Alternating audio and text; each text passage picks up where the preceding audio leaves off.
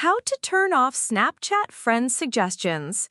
In this tutorial, I will show you step by step how to turn off Snapchat friend suggestions. First, open the Snapchat app on your phone. Once on the homepage, tap on the profile or Bitmoji icon at the top left corner of the screen.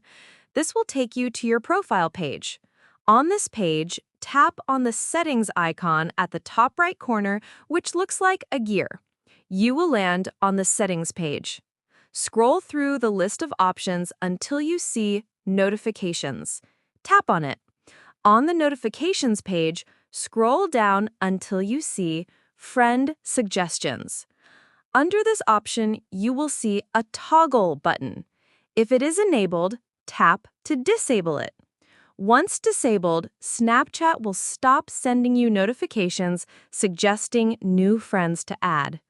This gives you more control over who appears in your suggestions and keeps your notifications less cluttered. Exit the settings page, and the change takes effect immediately. If you ever want to turn them back on, simply return to the same setting and enable the toggle again. The process is very simple and only takes a few seconds to complete.